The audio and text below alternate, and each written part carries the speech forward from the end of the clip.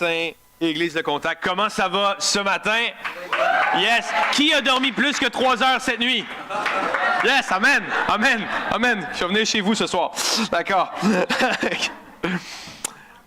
Est-ce qu'on peut applaudir encore notre band? Incroyable! Ce matin, j'ai le privilège de pouvoir conclure cette série, la série « Trouve ta place » qu'on a parcourue tout au long du mois de mai. Cette série pendant laquelle on a eu le privilège d'entendre tellement de messages puissants touchant plusieurs sujets, plusieurs réalités et plusieurs facettes de nos vies.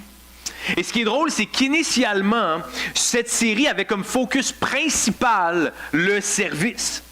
Comment trouver sa place pour servir dans son Église? Comment trouver sa place pour être quelqu'un qui a un cœur de service dans sa famille, dans son travail, dans tous les aspects de sa vie? Mais cette série est devenue bien plus que ça.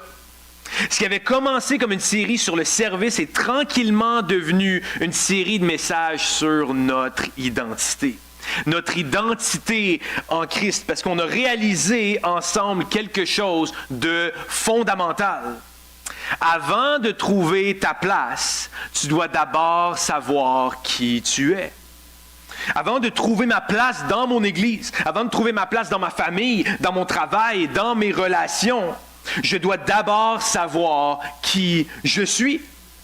Cette fameuse question qu'on a naviguée ensemble il y a quelques semaines, « T'es qui, toi? T'es qui, toi? » Et alors qu'on navigue cette question, on réalise rapidement quelque chose. Sans la réponse à cette question-là, le reste ne sert à rien. Ou du moins, il finit par perdre son sens. Parce que lorsqu'une personne ne sait pas qui elle est, elle finit souvent par chercher sa valeur dans ce qu'elle fait. Elle cherche une plateforme, un poste, un titre. Elle cherche une validation, l'attention. Elle cherche une place pour essayer de combler quelque chose que seule une identité enracinée en Dieu peut réellement combler. Et si vous vous souvenez, lors du premier message, je vous ai parlé de l'histoire de David. David, qui n'était qu'encore qu'un simple berger, un jeune garçon qui passait ses journées dans les champs à prendre soin des brebis de son père. David, qui extérieurement ne semblait rien avoir d'impressionnant. David, qui n'était même pas dans la maison lorsque Samuel, le prophète choisi par Dieu, est venu pour oindre, établir le futur roi d'Israël. Tous ses frères étaient là. Tous ceux qui semblaient forts, plus grands, plus qualifiés humainement étaient présents. Mais David était encore tout seul dans le champ. Encore seul dans le champ.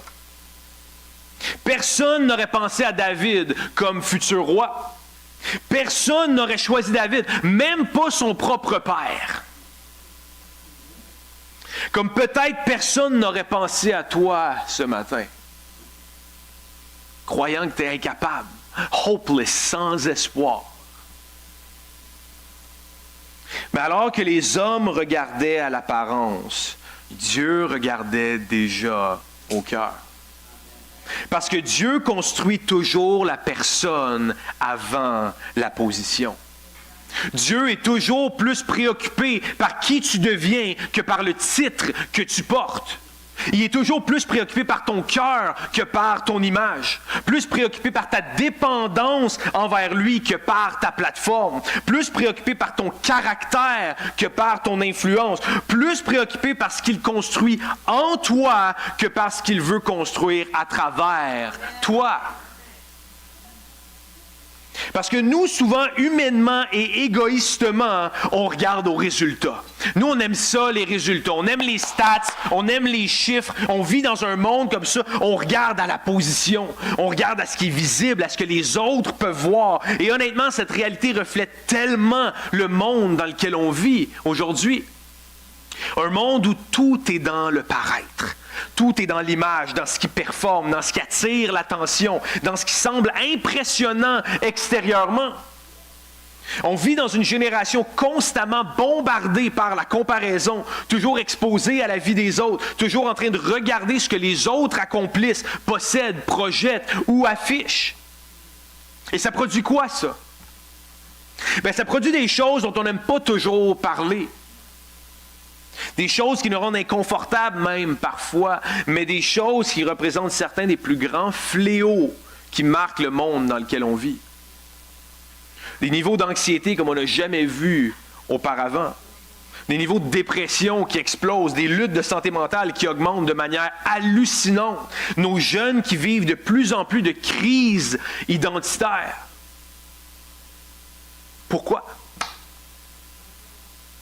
Parce qu'à force de vivre constamment dans le regard des autres, on finit par perdre de vue qui nous sommes réellement.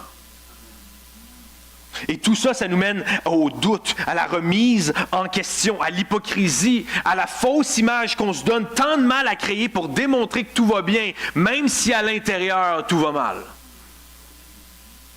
On est bon pour faire ça. Mais la bonne nouvelle pour toi et moi ce matin, c'est que Dieu, lui, ne regarde pas d'abord à ce qui est visible.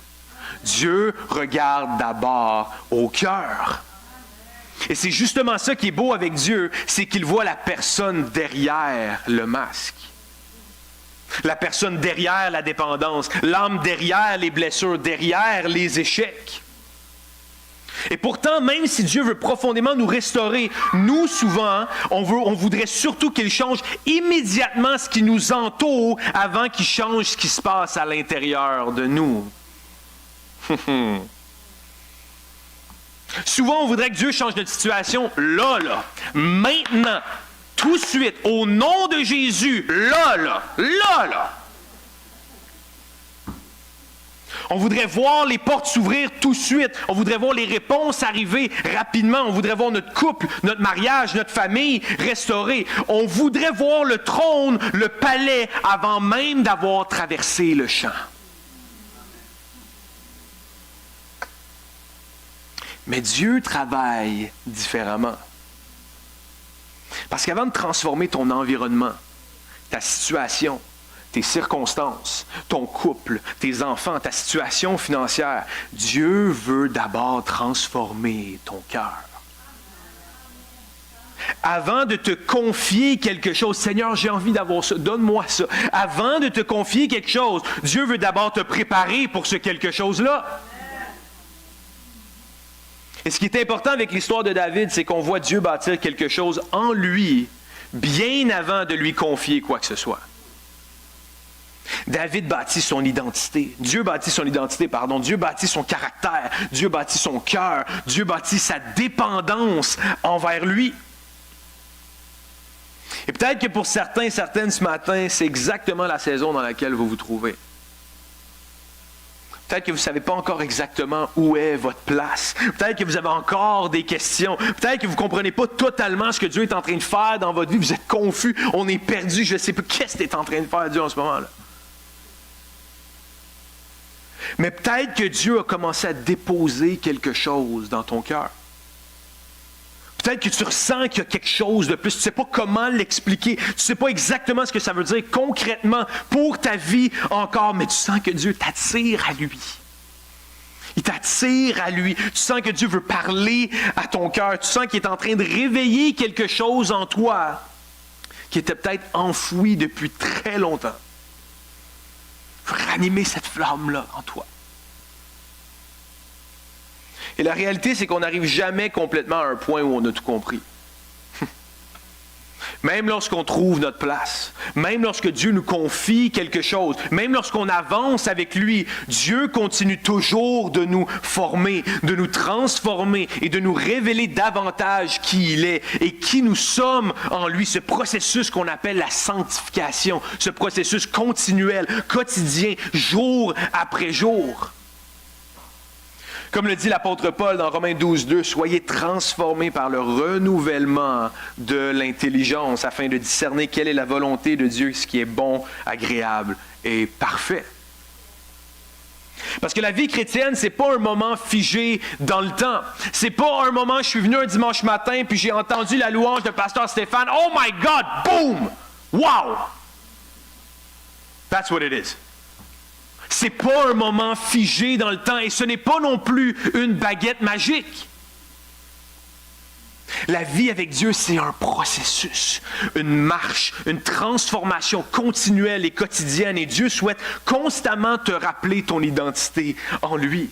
Cette identité d'enfant de Dieu, un enfant qui est aimé, pardonné, racheté, choisi, vu, connu, pas abandonné, pas oublié. Une identité qui ne repose pas sur ce que tu fais, mais sur celui à qui tu appartiens. Et pendant toute cette série, on a parlé de cette idée de trouver sa place. Mais ce matin, alors qu'on arrive à la conclusion de cette série, j'aimerais qu'on pousse cette réflexion encore plus loin. Parce qu'à un certain moment, la question n'est plus seulement « t'es qui toi ?» La question devient « qu'est-ce que tu es en train de bâtir ?» Qu'est-ce que tu es en train de bâtir? Parce que la réalité, c'est que tout le monde construit quelque chose avec sa vie. Avec ton temps, avec tes priorités, avec tes relations, tes décisions, tes ambitions, tes habitudes, avec ce que tu poursuis. Tu es constamment en train de bâtir quelque chose. La question n'est pas si tu construis quelque chose. La question est quoi et pour qui? Et ce matin, j'aimerais qu'on retourne dans l'histoire de David. Mais cette fois-ci, pas dans le champ. Pas au moment où il est loin et établi comme le futur roi d'Israël. Pas dans la saison où il fuit le roi Saül par souci de survie. Mais j'aimerais qu'on retourne, qu'on retrouve David à un tout autre moment de sa vie. À un moment où David est maintenant roi. David est établi. David habite enfin dans son palais. Dieu lui a donné du repos face à ses ennemis. Il est dans une saison, une période de sa vie que plusieurs auraient rêvé d'atteindre. Et pourtant, c'est précisément à ce moment-là qu'une nouvelle question commence à émerger dans son cœur. Parce qu'une fois que tu sais qui tu es, une fois que Dieu commence à transformer ton cœur, une fois que Dieu commence à déposer quelque chose en toi, une fois que tu avances avec lui, la vraie question devient, quelle maison es-tu en train de construire? Quelle maison es-tu en train de construire? Et c'est le titre de mon message ce matin. Et j'aimerais qu'on lise ce passage ensemble dans 2 Samuel 7 au verset 1 à 3. Lorsqu'il fut installé, en parlant de David, dans son palais et que l'Éternel lui eut donné du repos en le délivrant de tous les ennemis qui l'entouraient. Le roi dit au prophète Nathan, « Vois donc, j'habite dans une maison en cèdre, tandis que l'arche de Dieu est installée au milieu d'une tente. » Nathan répondit au roi, « Vas-y, fais tout ce que tu as dans le cœur, car l'Éternel est avec toi. » Ce qui est fascinant avec ce passage-là, c'est qu'on retrouve maintenant un David complètement différent du jeune berger qu'on a vu au début de la série. David n'est plus dans le champ. Il n'est plus en fuite. Il n'est plus dans l'attente. David est roi. Il habite dans son palais. Il y a de l'influence. Il y a de l'autorité. Il a finalement atteint la saison que plusieurs auraient appelée l'accomplissement. We made it. Ultimate promotion. We made it. On est là. On est là. Et pourtant, quelque chose continue de travailler son cœur. Alors qu'il est assis dans son palais, alors qu'il regarde tout ce que Dieu lui a permis d'accomplir, tout le succès qu'il a gagné, toute l'influence grâce à Dieu. David réalise quelque chose. Moi, j'habite dans une maison de cèdre, pendant que l'arche de Dieu demeure encore sous une tente. L'arche de Dieu qui représentait la présence de Dieu au milieu de son peuple sur la terre. C'est inestimable en termes d'importance et de valeur ce que ça pouvait représenter. Et le détail que David mentionne sur sa maison est extrêmement important. Parce que le cèdre que David mentionne, le cèdre du Liban, était un matériau extrêmement précieux à l'époque. Un symbole de richesse, de prestige, de stabilité royale. Autrement dit, David vivait maintenant dans le confort. David vivait dans l'abondance, dans une saison de bénédiction et de succès. Mais alors que plusieurs auraient utilisé leur position pour eux-mêmes, David, lui, pense encore à Dieu. Pendant que plusieurs auraient été absorbés par leur confort. Et Dieu sait à quel point on a tendance à être absorbés par notre confort, nous aussi. David est préoccupé par la présence de Dieu. Et cette réalité-là, ça nous confronte ce matin. Ça se doit de nous confronter. Et je m'inclus à 100% là-dedans. Et j'en profite pour faire une petite parenthèse ce matin. Si tu lis ta parole, que tu lis la Bible et que tu n'es jamais confronté, c'est que tu la lis mal. C'est qu'on la lit mal. Parce que la Bible, la parole, devrait toujours nous confronter, nous transformer, nous confronter à notre nature humaine que Dieu souhaite continuellement changer et transformer pour façonner à son image. Et c'est exactement ce qu'il souhaite faire à travers ce passage également. Parce que ça soulève une question importante. Qu'est-ce qui occupe réellement mon cœur? Je savais que c'était un message qui n'aurait pas beaucoup d'amen ce matin. Il en faut. Qu'est-ce qui occupe réellement mon cœur? Est-ce que je viens vers Dieu ou je pense seulement à lui quand tout va mal? Ou est-ce que même lorsque tout semble bien aller, il demeure encore le centre de ma vie? Qu'est-ce qui arrive lorsque j'ai enfin l'argent, la promotion dont j'ai prié depuis des années? Lorsque j'ai enfin la stabilité, lorsque j'ai enfin moins de problèmes, lorsque je suis enfin guéri de mon problème de santé, lorsque j'ai enfin tout ce que je croyais vouloir, est-ce que Dieu reste encore une priorité?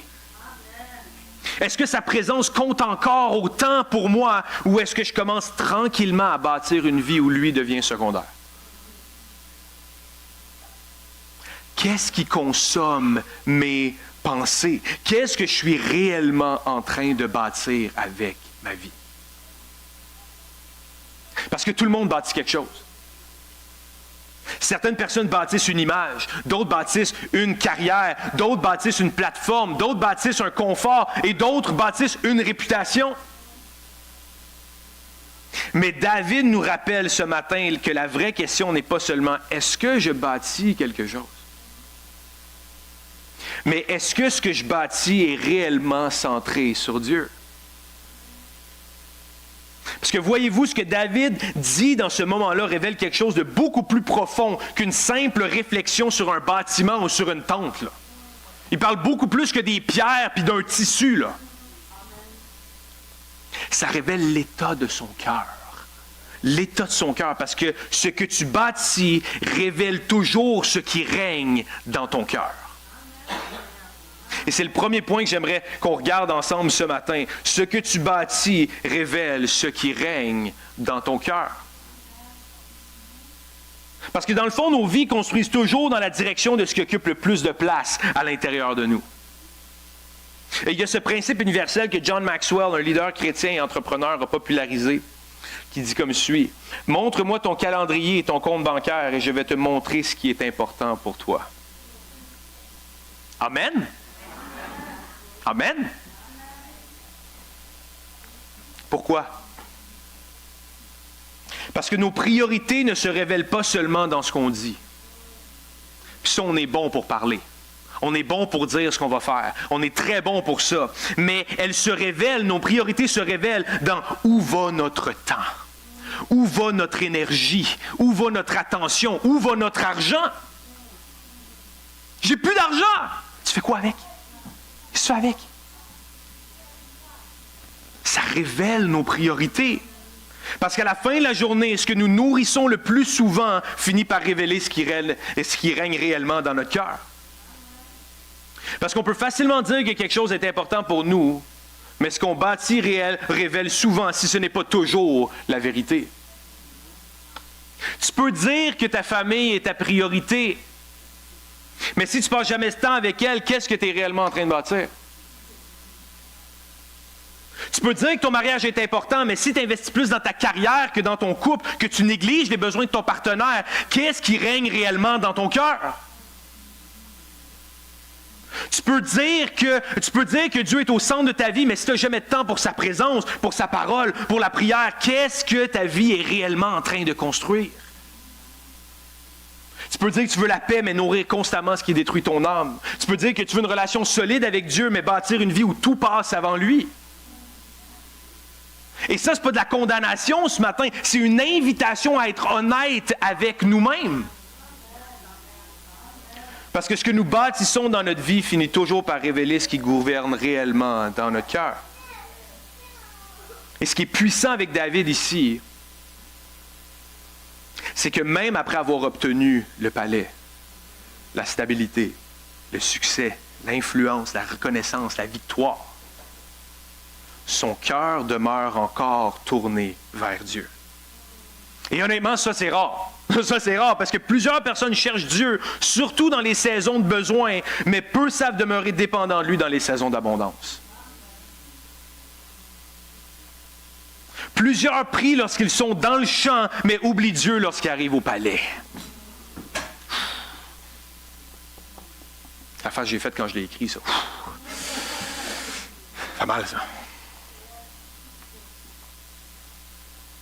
Plusieurs cherchent la présence de Dieu lorsqu'ils manquent de paix, mais tranquillement, lorsque la vie semble finalement aller bien, Dieu commence à prendre moins de place. Tranquillement. Et sans même s'en rendre compte, on commence à bâtir des vies centrées sur nous-mêmes, sur notre confort, sur notre image, sur notre réussite, sur ce qu'on veut projeter aux autres. Mais Dieu nous rappelle à travers l'histoire de David que même lorsqu'il nous bénit, même lorsque Dieu nous élève, même lorsque Dieu nous donne plus, sa présence doit toujours demeurer au centre. Et honnêtement, je crois qu'une des choses les plus dangereuses spirituellement, c'est lorsque Dieu nous bénit, mais que tranquillement notre cœur commence à s'éloigner. On devient confortable. Dieu nous bénit, on devient confortable. Et tranquillement notre cœur s'éloigne. Parce que souvent, ce n'est pas les mauvaises choses qui nous éloignent de Dieu en premier. C'est parfois les bonnes choses lorsqu'elles prennent la mauvaise place. Le travail, les projets, l'argent, les ambitions, les responsabilités, même le ministère parfois. Et tranquillement, sans même s'en rendre compte, on commence à bâtir une vie où Dieu est présent, mais plus réellement central. Et c'est exactement ce qui rend le cœur de David si particulier dans ce passage-là. Parce qu'au lieu d'être absorbé par ce qu'il possède maintenant, son cœur est encore sensible à la présence de Dieu. Alors qu'il est dans son palais, David réalise qu'il y a quelque chose de pas normal. Il y a quelque chose qui ne fonctionne pas. Moi, je suis confortable, mais l'arche de Dieu demeure encore sous une tente. Et là, il y a quelque chose de beau qui commence à émerger dans son cœur. Un désir de bâtir quelque chose pour Dieu.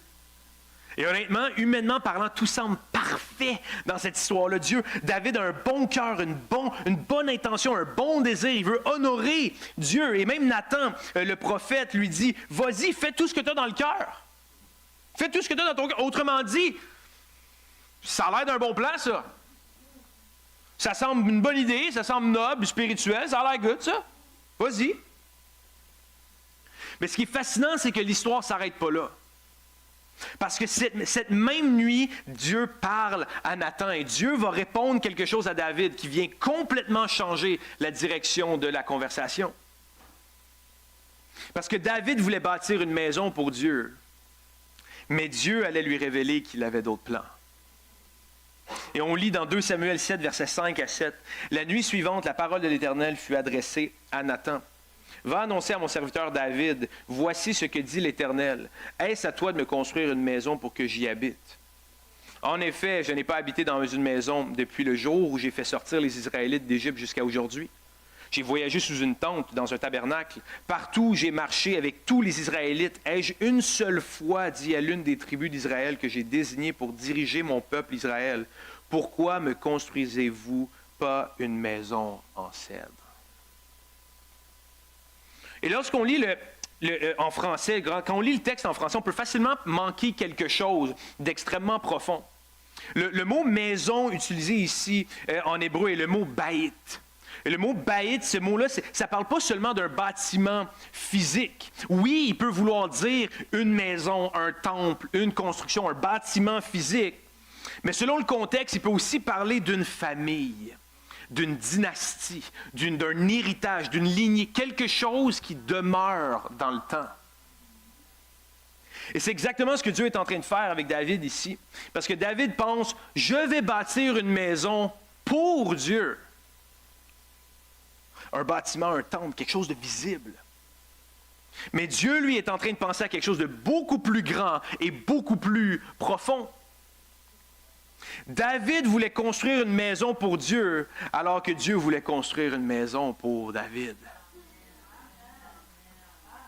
Et on lit dans 2 Samuel 7, verset 27, « En effet, c'est toi-même, Éternel, Maître de l'univers, Dieu d'Israël, qui t'est révélé à ton serviteur en disant, « Je te construirai une maison. » Voilà pourquoi ton serviteur a trouvé le courage de t'adresser cette prière.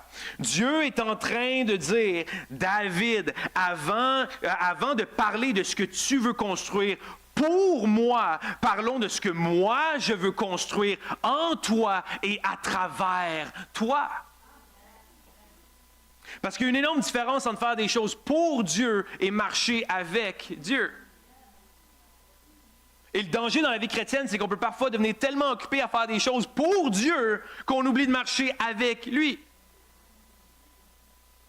On peut bâtir un ministère pour Dieu, une plateforme pour Dieu, une carrière pour Dieu, des projets pour Dieu, même une église pour Dieu. Sans même réaliser que tranquillement notre intimité avec lui commence à mourir. Et c'est exactement pour ça que Dieu va arrêter David dans son élan. Pas parce que son désir était mauvais, au contraire, son désir était beau, noble, spirituel.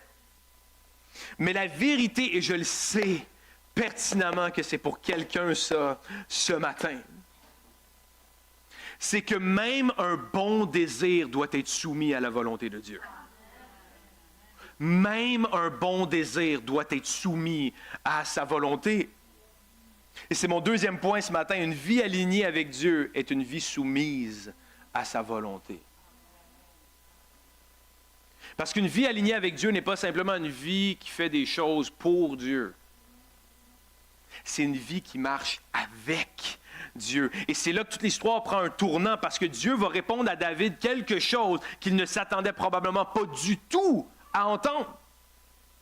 David veut bâtir une maison pour Dieu, mais Dieu lui révèle qu'il est en train de bâtir quelque chose de beaucoup plus grand que le projet que David avait dans son cœur. Quelque chose qui dépasse sa génération, quelque chose qui dépasse son règne, quelque chose qui dépasse même sa propre compréhension. Quand Dieu dit à David qu'il veut lui construire une maison, il ne parle plus juste d'un temple.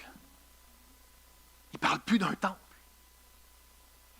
Il parle de Baït, de l'héritage, d'une lignée, d'une destinée, d'un plan beaucoup plus grand que David lui-même, parce que Dieu est en train de préparer quelque chose que David même ne pouvait pas encore comprendre, comme il veut le faire avec toi aussi ce matin.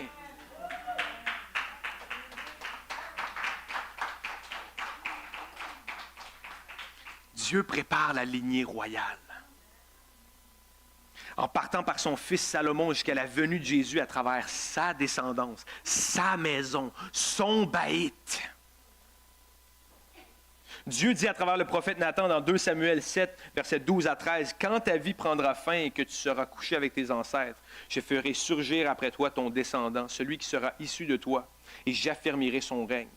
Ce sera lui qui construira une maison en l'honneur de mon nom, et j'affermirai pour toujours le trône de son royaume. »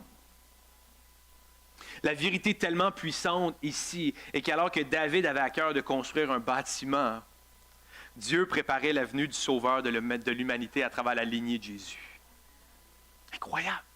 À travers la lignée de David. Et c'est là qu'on réalise que cette histoire n'a jamais été seulement à propos d'un temple. Jamais été à propos d'un bâtiment. Lorsque Dieu promet à David qu'il va lui bâtir une maison, un baït, il ne parle pas d'un bâtiment de pierre. Oui, Salomon, le fils de David, allait éventuellement construire un temple. Oui, quand Dieu parle de la descendance de David, oui, il parle de son fils Salomon qui allait être chargé de construire l'endroit physique où l'arche de Dieu allait être. Mais Dieu voyait beaucoup plus loin que ça. Dieu voyait déjà les générations qui allaient suivre. Il voyait déjà une lignée, il voyait une promesse, il voyait son plan du salut en mouvement. Et des centaines d'années plus tard allait naître un autre fils de David. Pas seulement un roi, le roi, Jésus-Christ. Alors que David voulait bâtir une maison pour Dieu, Dieu étant déjà en train de préparer celui qui allait permettre à l'humanité entière d'être réconciliée avec lui. Parle-moi d'un revirement de situation. David voyait un bâtiment.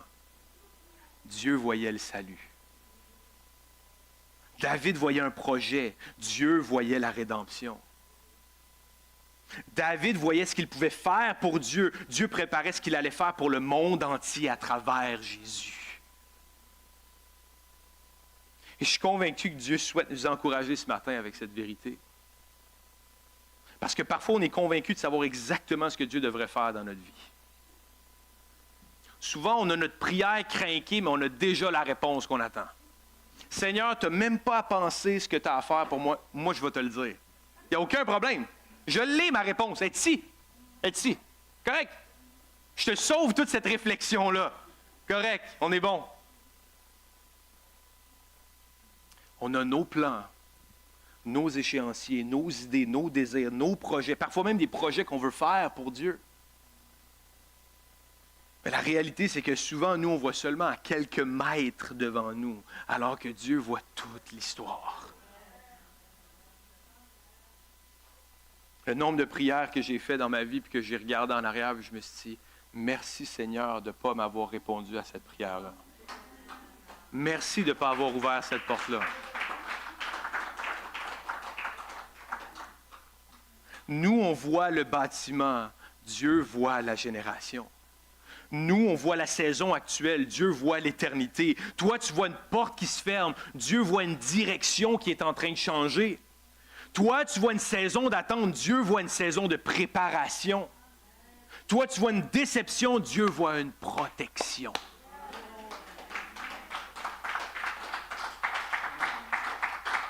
Toi, tu vois un retard, Dieu voit le bon moment. Toi, tu vois une prière qui semble sans réponse, Dieu voit une œuvre qui est encore en train de s'accomplir. Toi, tu vois ton mariage aujourd'hui. Dieu voit ce qu'il veut faire à travers ton couple dans les années à venir. Ça, je ne prévoyais pas de dire ça, mais comme vous savez, moi et Charlotte, on vient d'avoir un petit bébé. Et si je vous décrivais la manière qu'on était il y a quelques années, jamais j'aurais pensé qu'on serait ici aujourd'hui. Jamais j'aurais pensé. C'était tellement difficile. Tellement de moments difficiles. Nous, on voyait notre situation qui était infernale. Mais maintenant, on voit ce que Dieu est en train de faire à travers notre vie, à travers notre ministère, à travers notre témoignage.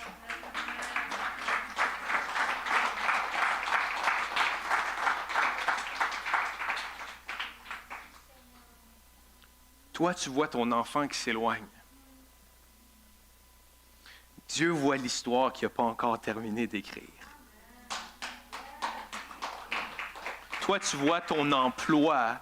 Dieu voit l'influence que tu peux avoir sur les personnes qu'il a placées autour de toi. Toi, tu vois tes limites. Mais Dieu voit ce qu'il peut faire à travers une vie qui lui est entièrement consacrée et abandonnée. Et c'est exactement pour cette raison que cette scène est tellement puissante, parce que ça nous révèle quelque chose d'extrêmement important. Même lorsque Dieu nous donne une place, même lorsque Dieu nous bénit, même lorsque Dieu met un appel sur notre vie, nous devons toujours demeurer soumis à sa volonté. Il y a beaucoup de plans dans le cœur de l'homme, mais seul, c'est le dessein de l'Éternel qui s'accomplira. Parce qu'il y a une différence entre avoir un bon désir et être aligné avec le plan de Dieu. Et ça, c'est difficile parce que l'obéissance à Dieu est facile lorsque sa volonté est dans le même sens que nos projets. Quand son plan est le même que le nôtre. Mais l'obéissance devient réelle lorsque Dieu redirige, lorsque Dieu ferme une porte, lorsqu'il ralentit quelque chose, lorsqu'il dit « pas maintenant » ou « c'est pas toi qui vas le faire ». Je sais aussi, peut-être c'est ce que tu as besoin d'entendre ce matin, c'est peut-être pas toi qui vas le faire. Tu as envie de le faire. De tout ton cœur, tu veux le faire. Mais c'est peut-être pas toi qui es appelé à le faire.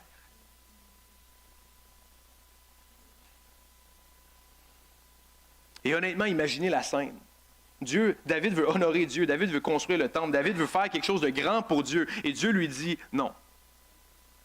Non.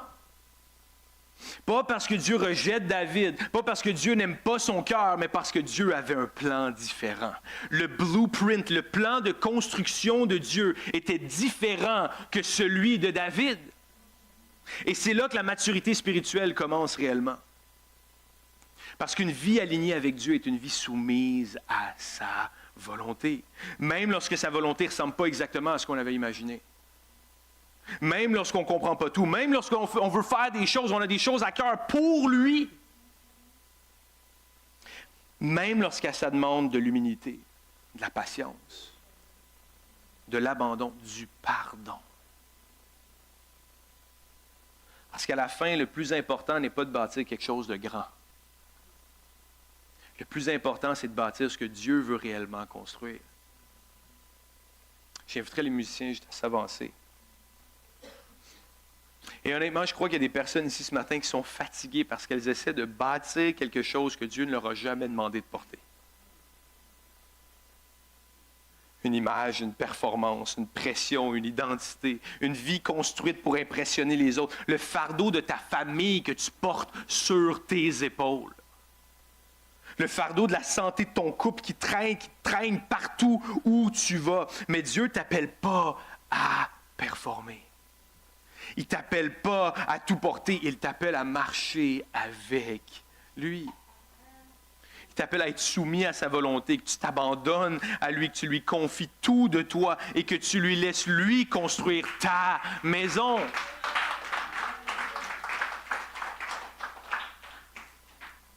C'est pas toi le contracteur.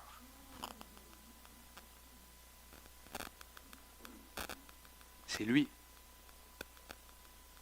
Peut-être que ce matin, Dieu veut simplement te ramener à cette question. Qu'est-ce que tu es réellement en train de bâtir? Qu'est-ce que tu es réellement en train de bâtir? Parce qu'à la fin de la journée, la plus grande tragédie ne serait pas d'avoir échoué. La plus grande tragédie serait de réussir à bâtir quelque chose qui n'était jamais ce que Dieu voulait construire. Je vais la répéter, celle-là. Parce qu'à la fin de la journée, la plus grande tragédie ne serait pas d'avoir échoué. La plus grande tragédie serait de réussir à bâtir quelque chose qui n'était jamais ce que Dieu voulait construire. On est tellement accaparé parfois par nos échecs, par nos manquements, par les choses qu'on ne fait pas bien. Et ce matin, je crois que Dieu n'est pas simplement en train de nous appeler à faire plus. Il nous appelle à lui remettre nos plans, nos ambitions, nos priorités, nos constructions, nos défis et nos combats, aussi gros soient-ils. Peut-être qu'il y a des choses que tu bâtis depuis des années ou que tu as à cœur de bâtir et pour la première fois ce matin, Dieu est en train de te révéler son cœur et le tien. Pas pour te condamner, pas pour te faire sentir coupable, mais pour te ramener à lui. Parce que Dieu ne révèle jamais des choses à ses enfants pour humilier. Il révèle pour restaurer. Il révèle pour guérir. Il révèle pour réaligner. Et alors qu'on termine cette série aujourd'hui, je me demande combien de nous sont arrivés ici avec une maison déjà en construction. Que quand on va voir dans le cœur, c'est un champ de construction. La poussière partout. Des murs à moitié finis. La fondation qui a besoin de la job. Une maison bâtie sur nos plans, sur nos échéanciers, sur nos ambitions, sur nos peurs, sur nos blessures, sur notre besoin de contrôle. Peut-être que depuis longtemps, Dieu essaie doucement de te dire, c'est pas ça que je veux construire. C'est pas ça que je veux que ta vie bâtisse. Peut-être que certains portent des fardeaux que Dieu ne leur a jamais demandé de porter. Peut-être que certains essaient de sauver leur famille par leur propre force. D'autres de sauver leur mariage par leur propre force, de bâtir leur avenir par leur propre force, d'obtenir l'approbation des autres, de prouver leur valeur, de contrôler ce qui appartient à Dieu. Et ce matin, alors que l'on penche nos têtes, ce matin,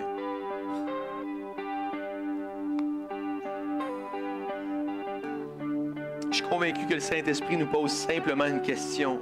Qu'est-ce que tu es réellement en train de bâtir? Parce qu'au final, Dieu ne nous demandera pas combien de maisons qu'on a construites. Il va nous demander si on a été fidèle à ce qu'il nous a demandé de construire. Et ce matin, avant même de demander à Dieu de bénir ce qu'on bâtit, Seigneur, bénis la construction de ma maison. Seigneur, bénis mon couple, bénis ma famille, bénis... Avant tout ça, peut-être que la prière, la vraie prière devrait être, Seigneur, est-ce que ce que je suis en train de bâtir vient réellement de toi? Est-ce que je suis en train de bâtir quelque chose avec toi? Seigneur, si je poursuis quelque chose qui ne vient pas de toi, arrête-moi. Comme tu l'as fait avec David. Si je porte quelque chose que tu ne m'as jamais demandé de porter, libère-moi. Si je suis en train de construire par mes propres forces, ramène-moi à toi. Et Seigneur, construis en moi ce que seul toi peux construire. Alors ce matin, alors que chaque tête est penchée, si tu reconnais que Dieu est en train de parler à ton cœur, même si tu ne comprends pas, même si tu sens qu'il y a quelque chose qui se passe, crois-moi, c'est pas le gars en avant qui fait ça. Si tu reconnais qu'il y a des choses que tu dois lui remettre, des projets, des ambitions, des inquiétudes, des combats, des rêves, des doutes, des plans, ta famille, ton couple, des maisons que tu as commencé à bâtir sans lui.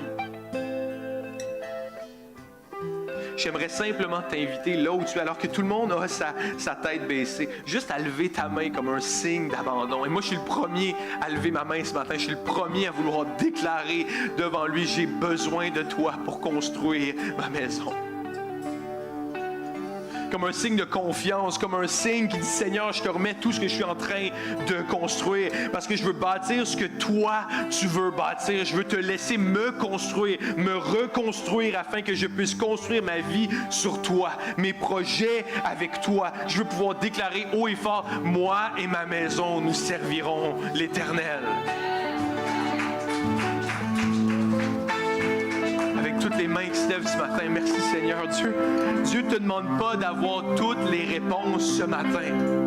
Toi qui as levé la main ou toi qui a peut-être pas eu, qui a eu la gêne de ne pas la lever, mais qu'on le voit. Dieu le voit dans ton cœur ce matin. Dieu ne te demande pas d'avoir toutes les réponses ce matin. Il ne te demande pas de comprendre tout son plan. Il ne te demande même pas de savoir exactement à quoi ressemblera la maison qu'il veut bâtir dans ta vie. Il te demande juste une chose. Fais-moi confiance. Et je prie que ce matin, notre prière passe de Seigneur, bénis ce que je suis en train de construire à Seigneur, est-ce que je suis en train de construire ce que toi, tu veux bâtir? Et si la réponse est oui, alors même lorsque les saisons vont être difficiles, même lorsque les portes vont se fermer, même lorsque tu ne comprendras pas tout, tu pourras avancer avec confiance, avec assurance. Parce qu'il n'y a aucun endroit plus sécuritaire que d'être au centre de la volonté de Dieu. Il n'y a aucun endroit plus sécuritaire que d'être soumis à la volonté de Dieu. Aucun endroit plus sécuritaire, aucun endroit plus riche, aucun endroit plus satisfaisant que de bâtir avec Dieu ce que lui-même a décidé de construire avec ta vie. Et Seigneur, ce matin, je te remercie pour chaque homme et femme au son de ma voix ce matin. Seigneur, je te les confie entre tes mains. Seigneur, tu vois ce qu'ils vivent, tu vois leur combat, tu vois leur désir, tu vois leurs projets, tu vois leur famille, tu vois leur couple, Seigneur Jésus. Tu vois ce que personne d'autre ne peut voir. Et ce matin, je prie que tu puisses venir les visiter puissamment, Seigneur Jésus, et que tu puisses te révéler à eux en disant ce n'est pas ça que je veux que tu construises. Viens à moi, je veux te ramener à moi parce que moi, je veux te construire, te reconstruire. Je veux construire ta maison, je veux construire ta famille, je veux construire ton couple, tes finances, ton emploi. C'est moi qui va faire ça pour toi.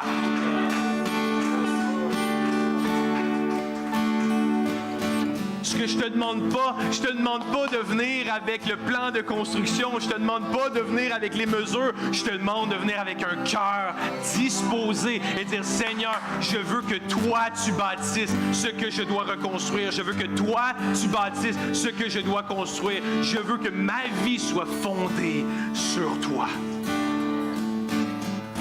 Et est-ce qu'on peut juste se lever ce matin alors qu'on chante ce chant qui dit « Donne-moi un cœur tout entier » et complètement dévoué. Oublie avec qui vous êtes venus ce matin, amis, famille, peu importe ce moment, c'est entre toi et Dieu ce matin. Seigneur, donne-moi un cœur tout entier et complètement dévoué. Fais ce que tu veux de ma vie. Pas fais ce que tu veux selon mes standards. Pas j'aimerais plus que tu fasses. Non, Seigneur, fais ce que tu veux parce que je sais que toi, ce que tu veux, c'est ce que moi j'ai besoin. Alors on va chanter ce chant-là ensemble, qu'on le chante comme une prière, qu'on puisse lever nos mains, qu'on puisse s'abandonner à lui ce matin en tant que famille, en tant que frère et sœurs et qu'on chante « Donne-moi un cœur tout entier, Seigneur Jésus. »